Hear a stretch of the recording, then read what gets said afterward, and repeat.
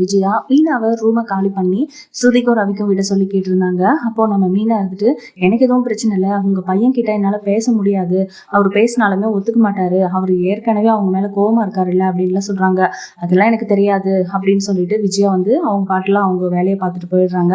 அண்ணாமலையும் வீட்டுல இல்ல, மீனாவுக்கு என்ன பண்றதுன்னு தெரியல. அந்த சமயத்துல பாத்தீங்கன்னா அவங்க சொன்ன மாதிரி ரூம் எல்லாம் நீட்டா கிளீன் பண்ணி வச்சிடுறாங்க.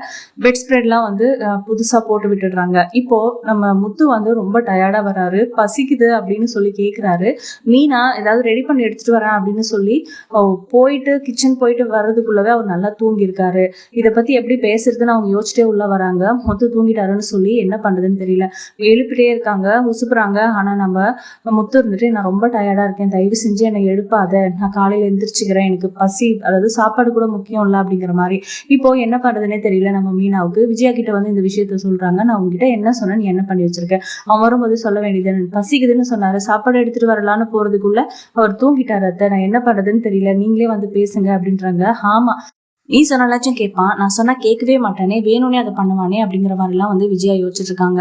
மீனாவுக்கு என்ன தோணுச்சோ தெரியல, அவங்க பாட்டுல ஒரு, அதாவது பெட்ஷீட்டு, ஃபில்லோ இதெல்லாத்தையும் எடுத்துட்டு வெளியே வராங்க. என்ன நீ மட்டும் போயிட்டு இருக்கிற அப்படின்னு சொல்லி கேட்குறாங்க.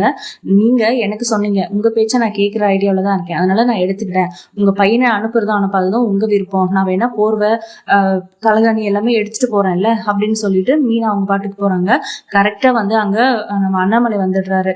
எதுக்கு மீனா இதெல்லாம் எடுத்துட்டு எங்க போற அப்படின்னு சொல்லி கேட்குறாங்க. நடந்த விஷயத்தை பத்தி சொல்லும்போது, அதெல்லாம் ஒன்றும் வேண்டாம் விஜயா, நீ நானும் என்ன ஹாலில் படுத்துக்கலாம், நம்ம ரூம் அவங்களுக்கு அரேஞ்ச் பண்ணி கொடு அப்படின்ற மாதிரி அண்ணாமலை சொல்றாரு. விஜயா திருன்னு முடிக்கிறாங்க.